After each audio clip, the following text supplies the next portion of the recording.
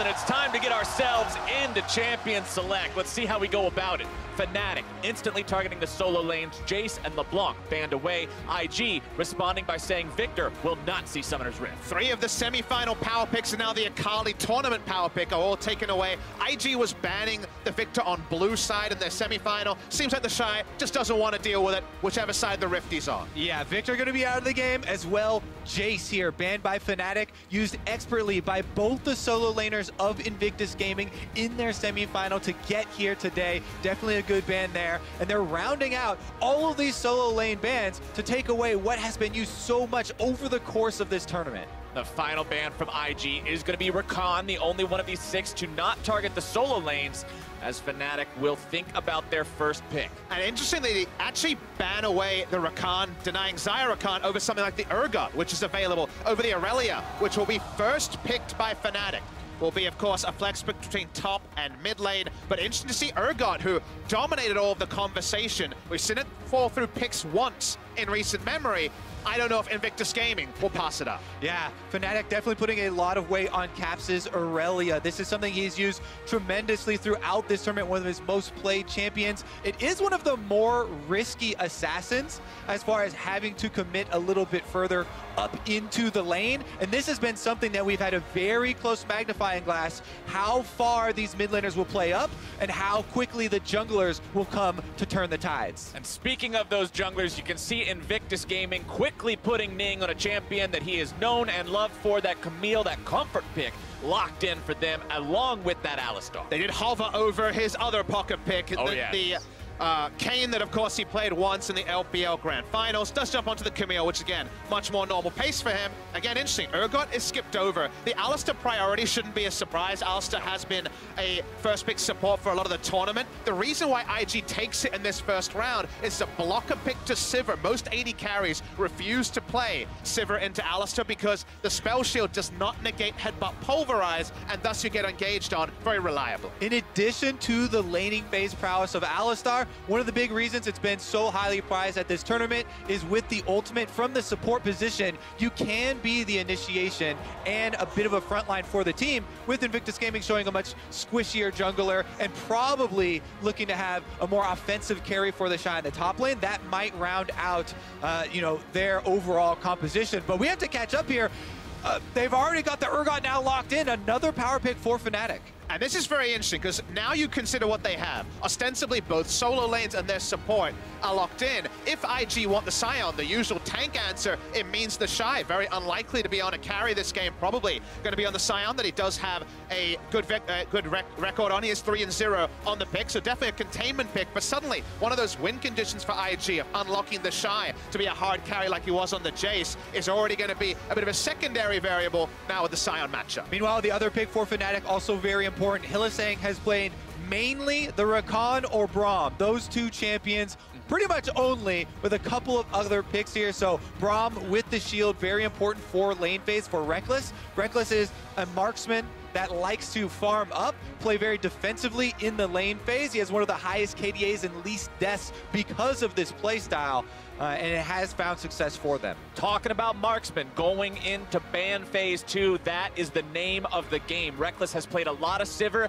Jackie's played none. It's a very easy ban for IG to make. Fnatic also taking the Lucian off the board, one of Jackie's favorite picks throughout the regular split of the LPL. And also a pick that everyone in solo lanes is also playing around with for flex Lucian possibilities. Usually a JackeyLove pick. Speaking of JackeyLove picks, just going to default to the Kaisa that started this tournament with a bang, has kind of gone to more of a whimper recently, but they have a lot of setup CC to apply the plasma and allow JackeyLove to still be a big carry in late game fights. Exactly. We can already start to judge the entire team compositions that are forming here. Invictus Gaming coming out with a much more solid 5-on-5 setup with those tanks on the front line, and the Camille plus Kaisa very good at finding picks throughout the game. But look here, Fnatic locking in the Jhin in answer for lane phase here versus Kaisa. A lot of early burst damage potential. And this is going to be the first Jhin played by Rekkles, as we will see the Lee Sin locked in for Broxah. So much conversation about how well this man has been jungling throughout Worlds 2018, and this has been one of his signature picks. Exactly. The Lee Sin has been amazing for Fnatic, and Broxah in particular. This man has been the best jungler at the World Championship, and in large part due to creative plays with this champion. I think he's had one of the best tournaments a jungler has had on the international stage ever. He has been outstanding. We see the draft finally rounded out. Was considering the Rise was rookie, probably going to land on the Lissandra. Big takeaway here from Fnatic. Very physical damage focus. Usually Jhin doesn't want to deal with frontline tanks. He gets a lot of them on the opposition side. Kill still can play 1-3-1 very adeptly, especially if they're able to keep the Sion down and not allow his tankiness to take over. But this could still very much turn into 5v5 team fighting with the setups we have locked in.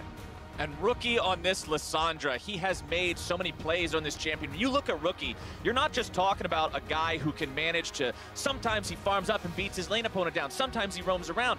He consistently outperforms lane opponents in shoving them in, getting ahead, rotating around. He finds more kills bottom lane than he does around his own lane because he affects the team so well. Yeah, exactly. It's been about his movement around the map to take his advantage to help out the rest of the team. We shall see now as we are moments away from starting off game number 1 here at the World Championship Finals. And game number 1 is so important for these two teams who have played such a fast, explosive style before. If you can get your momentum going and make things happen, you could really get yourself off to an awesome, fantastic start here. Lots of young players on the Rift, 2 squads that, of course, not been in World Finals for Fnatic since Season 1, and then, of course, for the LPL teams, also been a really long time, so there is so much talk about momentum here. You win the game 1, that post-game team talk is a lot more comfortable.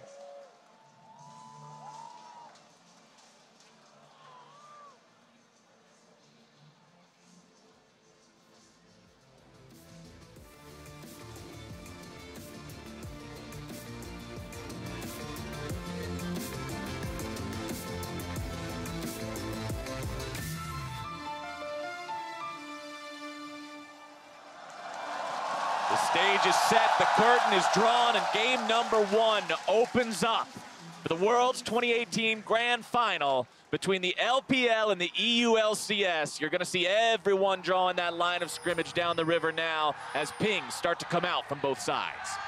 And I want to focus in on one theme here early on in the first game, and that is this river that we're looking at right now. The river is the highway that connects all 3 lanes on Summoner's Rift and has been the way to control the early game as far as jungler movements, using control wards to allow their supports to affect the other lanes. This has been something that Fnatic especially used to help out Caps, even when Rookie got a 1 versus 1 lead. And while the importance of the river has always been there in League of Legends, it's even more important at level 1 now with those spotting wards to spot out jungle paths around Scuttlecrab that required camp early. So important they had the clear there is a bit of a hello from the Fnatic bot lane as they enter lane. Rekkles goes in, manages to proc that final shot there to grab the stun, now backing himself away.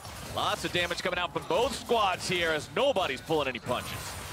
Really nice trade there as Fnatic found IG, and JackeyLove took an entire round of that Q passive, but even more trading. Baolan about to be stunned up for a second time here. Does get himself back in time. Fnatic don't want to go too crazy here, but man, these guys are getting scrappy early. Broxah doing what we often see from junglers, making a trip down towards bottom side as soon as he grabs the red. Yeah, bottom lane has been very important. This has been a super common route, though. Junglers prioritizing red buff into Scuttlecrab. We've seen this over and over the entire tournament.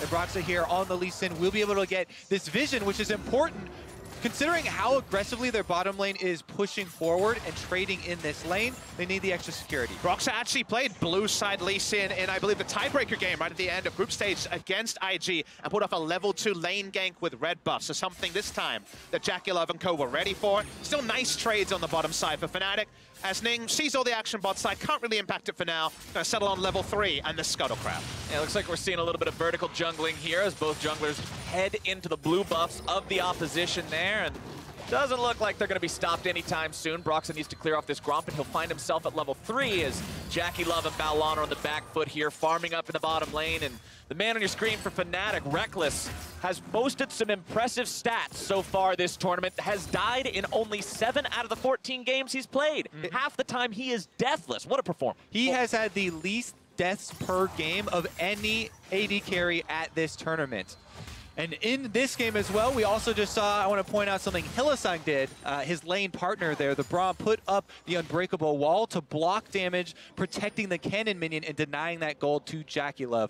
Broxah on your screen, though, just comes back from enemy territory and will return to his side of the jungle. Adaptations on how to keep Broxah in check was something IG would definitely want after going 2-0 down the second half of the round robin in group stage, and largely due to Broxah outclassing Ning on the day. But also Hylissang, who was able to be a backup jungler on specifically the braum and come to mid lane and impact lanes that were consistently won by Rookie. We talked about a lot in the pregame, how good a player Rookie is. Against Caps, another super hyped mid laner. He won lane 3 out of 3 games. He was able to exert huge pressure solo and draw so many resources. Any backup he can get from Ning and Baolan will be welcome respite for what should be a pretty tough matchup in mid, just in terms of how many resources Fnatic will send to shut him down.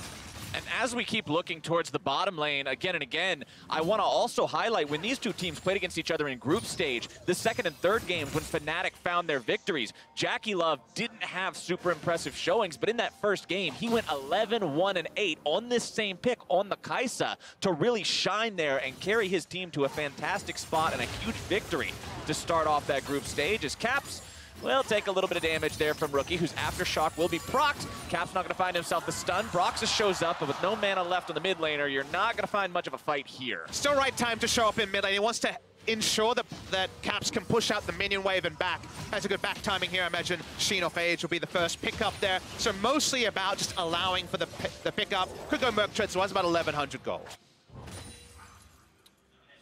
TheShy's getting pretty comfortable underneath that turret up here in the top lane, but hey, that's Sion versus Urgot. Urgot kind of showed up as one of those champions who could really put those tanks through the grinder, both literally and metaphorically, and we'll see how TheShy continues to hold up here as Ning and Rookie will take control over the second Scuttle Crab spawn. Oh yeah, one of the other things, Broxah might go for a steal. Broxah does manage to steal that one away, and now he's going in for the fight.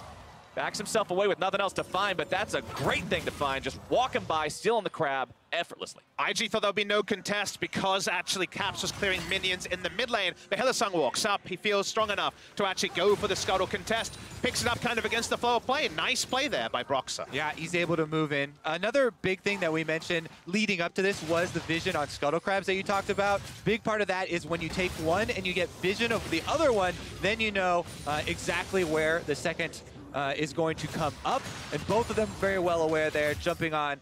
The only difference really that we have as far as meaningful play early on in this game, and this game has gone fairly differently than a lot of the analysts predicted as far as the solo lanes because of champion select. You know, so much more important bottom lane, but here's the teleport. TP coming in. Looks like they're trying to bait Caps into going in on this one. He will find the stun down on a Rookie, but now going to get himself away. Ulti going to come down. Caps still getting away for now. The claw will not be followed, and IG's plan will not succeed. Very necessary flash. And again, the way to mid lane, lit by these control wards down that river highway, allowed for the jungler and the support to go try and affect this mid lane matchup. Now, the summoner was blown, but that is very good for Caps that he was able to get it off in time and get under turret. It was certainly a maximum value flash as he got away from the buffered headbutt pulverize from the Alistar as well. Do want to note that he actually made a very late change over to the Ignite away from Cleanse, so he doesn't have a second defensive summoner as Bwipo actually being shoved around by TheShy. Bwipo flashing away there from the ulti coming out from TheShy. Both of them very low on mana, but Bwipo did not want to take any sort of a risk on Ning maybe being nearby to finish that one off. So Summoner Spell down means you may see IG look towards that top side as Broxah, with the ultimate available, will clear out some vision here from the river. And now Ning is level 6 with a 4.5 minute plan of getting a successful gank off on mid or top. Both solo lane summoners are down in a solo lane focused meta. That means Fnatic have to do a lot of dotting of I's and crossing of T's with vision. Otherwise, there should be a bounty of kills available by IG. If plenty of kills show up, it'll be, of course, nice for Broxah, who is running the Dark Harvest on the Lee Sin, so we'll see how well he's able to farm that one up as the game goes on. Rookie going to be stunned up there underneath his turret, but not too worried about it. He'll just continue piling up that CS. He does have a slight lead over his opponent, but nothing crazy. And this is the game that viewers at home should know, whether you watch the entire tournament, if you're tuning in for just the final. These are the two teams with the most champion kills per minute in the entire tournament. So while we have no kills in the first 8 minutes, don't adjust your sets if we have a kill-a-minute action if things heat up. Yeah, in addition to that, in their respective regions, the LPL and the EU LCS, they also had the fastest game times and the most kills per minute for both of these teams heading here. So this game, you can tell, #1, opening up the World Championship, coming out and just kind of testing. Now, keep your fingers crossed though, Kobe. Caster Curse is a real thing. Let's not lead to that, Caster Curse. We want that bloodthirsty action. I would love to see a lot of action, and when IG played earlier in the tournament, when they were playing up against KT Rolster in the quarterfinals, we looked at them and they had slowed down their game pace a little bit, and that all had to do with going up against KT. As soon as we saw them back in going against G2 in the semifinals, they did not lose a single objective. They had the fastest best of 5 in the main event, and they were just bloodthirsty once again. So we'll see how well that plays out now as Fnatic set themselves up for maybe making a play here against TheShy, who does still have his flash. Ning will also shadow this lane, expecting something to potentially happen. Let's see if who's going to pull the trigger first kind of becomes the question here. TheShy down 1 level right now. See if he can maybe find that for himself and then begin the fight. Does hit the level 8. Bwipo goes in. Broxah going to be seen now, moving back and forth between the brushes maybe. Instead, it's just Shy going back underneath the turret as Ning waits around on the tri-brush, gets himself away, doesn't want anything to do with this fight, recognizes there's got to be something going on. Definitely a lot of safety first stuff there from Ning, who could have taken an invitation to go in earlier, doesn't. Walking up to mid lane at the same time, just sniffing around Rookie. Trying to make this happen now. 3-man gank me, I will 3-man gank you back, but Fnatic will not find any success there. Yeah, and the bottom lane does have a slight CS lead there for Fnatic, but they need to get back down to the bottom lane to clean up that minion wave after they gank towards mid without losing anything. Looks like Rekkles will be able to do it, and everything's safe and sound. Now this game, still no kills 10 minutes in, but the important thing I'm looking at right now, Rookie has his proto belt completed. This item, as a first item, costs significantly less than most other items will. Caps now going to be CC'd. Broxah making his way towards the fight. Ning looking to go in, jumps back, able to find the stun. Caps going to be taken very low. Hextech Ultimatum comes out, but it's first blood over to Ning. IG find themselves 1, but it doesn't look like they'll likely be able to find the second just yet. Broxah gets himself away, but it's still Fnatic who come out on the wrong end of the fight. The patience pays off here. Invictus Gaming are able to return to the mid lane before Caps' flash comes back up from their previous gank and get him without the flash. Now, they opted to try and pull off the counter there with Broxah coming from behind Raptor. And it's all about the bookkeeping, like you say. When you know about the summoner advantage, this becomes a more controlled play. Watching the replay, and once Rookie locks on with the ultimate, there's definitely going to be the all-in attempt from IG. Broxah only enters the screen now, and Caps feels like his best way to go forward to negate the stun is to engage at this point, but through the ultimate here, no maximum value kick available for Broxah. He actually keeps that throughout the entire fight. Very good ultimate there by Ning as well to be able to dodge the damage as well as get down Hextech Ultimatum, finish off that kill for Invictus Gaming.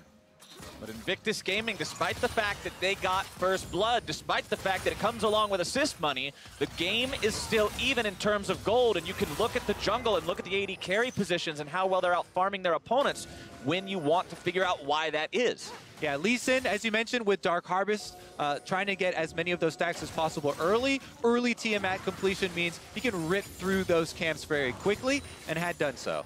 And I think as this game goes forward, we look at the team comps here. I think Fnatic will definitely err towards the 1-3-1, but they have good team fighting options. You look at IG and you say a lot of setup CC and a Kaisa. That's kind of how you think about it. Good burst damage coming through from the Lissandra. But if Irelia, one of the big reasons we saw movement away from champions like Kaisa, is able to get to backline and just negate JackeyLove, even go 1-for-1, you feel like Fnatic has so much more damage on their side. Not by a landslide, but certainly considerable damage options to win the 5v5. So they'll start off with the 1-3-1, but the right flank, and anything's possible for Fnatic. But I like IG's idea of starting off trying to target Caps here, because Caps has been a player who's been put under quite a lot of pressure by a lot of different teams so far, and up against Cloud9, he had a bit more breathing room, and he really was able to pop off, but when teams can target him and keep him more under control, that could be a good avenue for IG to make something happen as TheShy's not able to get himself away just yet, flashing out of the way of the harpoon to stay alive. Yep, Bwipo's going to earn an extra summoner spell here, but he's also earned the attention of the rest of Invictus Gaming, and he's going to have to flash out. As soon as he saw Ning, he was getting the hell out of dodge. Yeah, the Goon Squad was coming in from every direction. Smart to flash away. Also holds onto his stopwatch with that play. Good heads-up stuff, and a bit of a map reset here, although Caps has decided to go after Rookie here. Aftershock going to be keeping Rookie a little bit safe. Over the wall comes Ning, looking to issue that Hextech ultimatum. Flash already going to be used. Caps trying to get himself away, but he's brought down for the second time this game. And IG have his number. That's one of the big drawbacks of Irelia mid. A lot of the presence of this champion relies on going in the melee threat. Invictus Gaming are there again. They roam down to mid lane, and they get the first turret bonus. They're going to keep pushing. It was a mistake by Caps. He knew they were on top side. A lapse of judgment. Opened himself up for this damage. There could be 2 turrets, and there's still a minion wave here. Invictus Gaming, no plans on stopping anytime soon. Fnatic will at least get the bottom lane tier 1 in retaliation, but instantly losing 2 turrets in the mid lane is quite a victory for IG. Rekkles is the hope here for Fnatic. Their bottom lane winning in CS, as well as able to push down that bottom lane turret in exchange for the 2 that Invictus got. Oh, Broxah gets himself the flash into the kick. Remember, Shy has no flash available. He will be taken down here. Broxah makes sure of it with the Sonic Wave, and Fnatic will get themselves on the kill board. We'll actually use the heal just to get a kill involvement on that particular kill. We'll go back now, had no mana at the end of that one, but that entire play here is an avoidable risk by Caps. He goes in, surfs in, takes the stun and register it, and the moment you commit this HUD, knowing that Baolan had already roamed and the Ning should be topside, it is a mistake coming through from Caps. Here we go though, Fnatic are on the board already, starting up the Rift Terror, teleport comes in. IG not willing to let this go away without a fight. TP going to be used by Fnatic. Rookie's going to be off to the side. In the middle goes Bwipo, going to be popping the shield, keeping himself alive. Baolan the target, stunned up but not brought down just yet. Rekkles going to be firing from the back with the curtain call, but the fear goes off! Bwipo grabs the kill down onto the enemy support, but can they find anything else? They're trying to get Hylissang away into the back, but JackeyLove has already found himself that mark here as well. Bwipo's taken down by Ning. The Rift Arrow goes their way as well, and IG have won themselves another fight. Really patient stuff from IG. They kept playing around JackeyLove instead of engaging too hard, and it paid off in space. They're chasing for more. Here's Ning.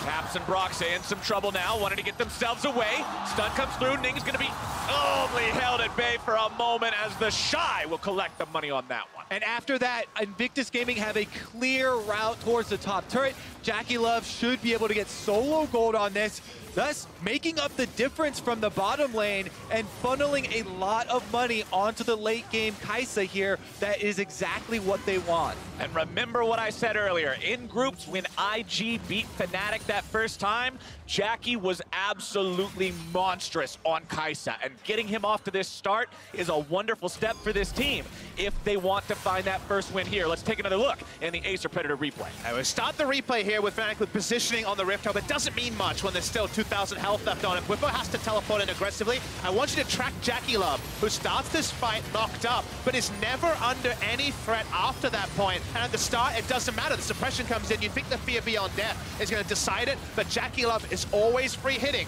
as the replay rolls on. Yeah, him being able to go offensive there, finding the kill onto Hylissang and finishing up the chase, allowing an easy kill on the Rift Herald as well, means that Invictus Gaming now with a substantial early game lead. And that's what a lot of people were looking at when comparing these two teams coming into this matchup. The name of the game was, oh yeah, Fnatic's got the team play, but IG has these stars that can really shine if they get ahead. The question is, are they ahead enough now that we're almost 17 minutes into the game, moving into the mid game to really make that shine and be able to crush Fnatic despite their incredible cohesion as a squad? And it's definitely a question we have to adjust our expectations to item on item. I would say that while we outline Fnatic being a 1-3-1 comp that from the right flank could teamfight, IG is just pure teamfight, set up CC and burst, and then JackeyLove. So you'd have to say they knew where their bread was buttered on cleaner in the couple of engagements we've seen. The items are rolling. It's not 2 item yet on JackeyLove, but Fnatic need to really consider their setups, and if we're not seeing Caps hold down JackeyLove and kill him, you're gonna have to really rethink a lot of your fights. And a big thing here for this game has been Invictus Gaming and their use of the control wards and that fog of war that it does provide to allow them to roam around and help each other out. Right now, they're trying to invade through Fnatic's jungle onto Bwipo. They're collapsing onto the Fnatic top laner, who will find himself caught between a rock and a hard place and 5 members of IG.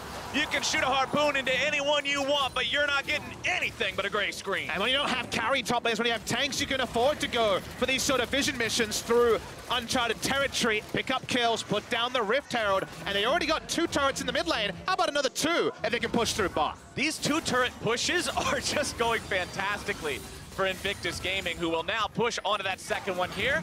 Fnatic want to try to hold on, 4 men strong, but TheShy is saying no. He decides to go in, going to be tanking up for now. IG turning attention back onto the turret. Caps knocked up into the air, going to be taking quite a lot of damage, getting himself away for now. Ning goes in, Hextech ultimatum going to be used. Shelly's still on the front line, but Caps going to be taken down in the back. Ning getting himself away. The flourish will not find its way on him for the snipe. Fnatic still in a 4 versus 5. TheShy still on the front line. They might be able to bring him down if they can make that fire find on the target correctly as Baolan goes right back in. They're going to be looking to find yet another big fight. Broxah is taken down, but the Fear Beyond Death will come in and find fear onto multiple people. Bwipo gets himself away, and Fnatic will hold the line with a shutdown onto JackeyLove. 5 turrets now have been taken by Invictus Gaming, only 18.5 minutes into this game. Caps there going very aggressively, trying to create a play for Fnatic to get back into this game, but only ends up going down and opening up the path for more objectives there for Invictus Gaming. Now, it should be a reset, but there is a large gold difference here that will be very difficult to overcome. And Kobe, the gold lead here that is there, about 5,000 odd gold, is the reason that IG keep their foot jammed on the accelerator. They keep taking fights where a 1-item Jhin can't do relevant damage to the front line of IG, especially not the Sion, who's stacking armor. We watched the replay here, and at the start, JackeyLove can't do damage. You think, okay, maybe this will be the disengage. Caps dives in, and if there's an extra item there, he might have threat, but the kills don't come through, and it's only right at the tail end when TheShy exposes himself and takes the full stun here that you understand there might have been a chance of Fnatic if the gold wasn't on so one-sided. Yeah, then there's the re-engage as Baolan goes in on the Alistar to get the stun. Bwipo, very nice ultimate here with the Fear Beyond Death, does get the kill and the fear to allow Fnatic to stop the push. You do think of a different fight where the items were there and maybe Rekkles could be the cleanup crew. He was able to finish his rapid fire cannon as that replay took on, but it's never been Jhin's kind of strongest point, trying to puncture through a tank, and it's not even the Hail of Blades Jhin that has that extra auto attack damage. Yeah, so far Invictus Gaming strategy, allowing Caps this melee risky style assassin that has to play up in the lane and then focusing him. You sometimes forget how young this guy is with how much success he has had this year, and especially in Europe, but Invictus Gaming really putting that pressure to good use. Fnatic are finding themselves in a spot that they haven't often found themselves in so far this tournament. This is a team that has only been in a major deficit 13% of the time. This is not familiar territory. This is not a way that they have played much League of Legends in the past few weeks, and we need to see how well they can adapt to this 5,500 gold deficit now that we're 20 minutes in. And on the side of Invictus Gaming, I would definitely commend Ning. This is a jungler that has had a lot of criticism to go along with the praise. This time around, so many of the plays were created because Invictus Gaming controlled the vision. They allowed their support and jungler to go influence the game. I think in general, they've thought through all their skirmishes and their map movements really smartly in this game on. They're not showing the stage nerves that can shine through in such a big situation like this Monarch Gymnasium Incheon crowd. They're turning onto Baron here as IG, but there is a spotting ward from Fnatic. What can they do to respond to this, though? Brox's going to lead from the front. They'll have to find some way to work their way in here. Baolan takes a little bit of damage, but bottom side, TheShy going in for the solo kill onto Bwipo. We talked about how TheShy win condition might not be possible on a champion like Sion, but he's here to prove us wrong. The Decimate going to be used, but Bwipo may now be able to find the kill for himself. Will not. Backs away. The Fear Beyond Death had already been used, so there was no execute. But TheShy is relentless. He's got Thorn Mayo, Iceborne Gola, Ninja Tabi. He gives no cares at all about Bwipo on a dive like that, but Caps wants to get a kill on the board for himself. Here's some of that Fnatic team play. They're bringing Caps around with the mop and bucket to try to clean the Shy up, but a quick roar into a desert. All right, Caps just gonna wait. He knows the range of that ability. And not gonna find himself too much here, but meanwhile, the Shy is just a big old distraction. Caps can kill the meatball in the bottom lane, but what are they going to do about the Baron being taken? Broxah and Hylissang going to be controlled and bursted down. The shutdown credit goes over to Caps in the bottom lane, but it's going to be a 1-for-2. Bwipo now has to try to get himself away as IG have found anyone who tried to interfere with their efforts, and it looks like they'll find even more now. Ning goes in, he issues the ultimatum, and the price is death. Baolan cashes in, and we're going to see what else they can do. That was a really nice play there from IG. They started on the Baron, and you look at the team comp they have, hard CC, and the ability for the Kaisa to reposition. That is where they want to force positive terrain plays. They were able to so cleanly turn around, take out 3 members of Fnatic. They don't finish off the Baron, but they push out the waves, they pad the gold, and they're in a comfortable spot. Let's take another look at this attempt here from Invictus Gaming. While they've got 2 members fighting on the bottom of the map, Baolan is able to get over the wall, initiate onto Broxah and Hylissang there. They find the 2 kills, and then because Ning does have his ultimate, they finish this up on Bwipo, even though he's taking on Urgot. 4 members of Invictus Gaming able to take him down and find the extra kill. Not tanky enough, that is for certain, but hey, I see another Glacial Shroud in the Shy's inventory. He's saying, man, you guys really like physical damage champions, and that means I really like armor. It's gonna be nigh impossible to kill this guy without a strict concentrated effort of 5 members, but if 5 members are bursting down the Shy, well, the rest of IG, who by the way, are decked out in items. Hourglass, Proto Belt, 2 M-Pen items on the mid laner, as well as having Jackie working on the 3rd item now with the Ginsu's completed. They will shred Fnatic health bar. The Shy's gonna pop a Righteous Glory, I imagine, with this next armor item, run at Rekkles, and if he wastes Rekkles' time, there's no bark behind the bite here. It feels like Cap's not gonna be able to actually have true threat 1.5 items in at 24 minutes, and that's where things do fall apart. They could never set up a 1-3-1 because they were losing 2 turrets time and time again. They may lose a Baron right now. IG forcing the issue onto that big objective once more. Ning down to about half HP, Baron gonna be down to 1/4, the Shy running interference, and Baron will be secured by the side of Invictus Gaming. What else can they find? Caps tries to continue to get himself away. The Shy running in, unstoppable with that charge, but he's gonna be stunned up and taken down, but not fast enough. Bwipo looking to find some more damage, the Shy getting himself away, Jackie grabbing the kill onto Caps. In the meantime, Bwipo getting himself 1 in return onto the Shy, but now he's got the passive, and they're taking the entirety of the fight. Hylissang tries to get away, but Bwipo's already gonna be brought down, and Broxah and Rekkles stand only to fall. A double kill over to Ning, and Fnatic have 1 man remaining. Invictus Gaming has not lost a game with Baron at Worlds, and they're not looking to change that now. Yep, looking to make quick work of Fnatic space right now. 1 inhibitor turret down, inhibitor to go here. Will they continue the push or reset? Caps and Hylissang up in 5 seconds. IG decide there's no reason to make a big risk. Head back to base, buy up, you're 10,000 gold ahead, and then go for the jugular. Definitely, and you love it when a plan comes together, as it did for IG. The goaltending on Broxah means he's never in smite range, ends up getting taken down by that passive proc coming through from the Kaisa. They can dive in with Rekkles Abandon because they always have tanks who can reposition, interrupt, and ensure there's no actual threat onto JackeyLove, who continues to pad his stats with kills.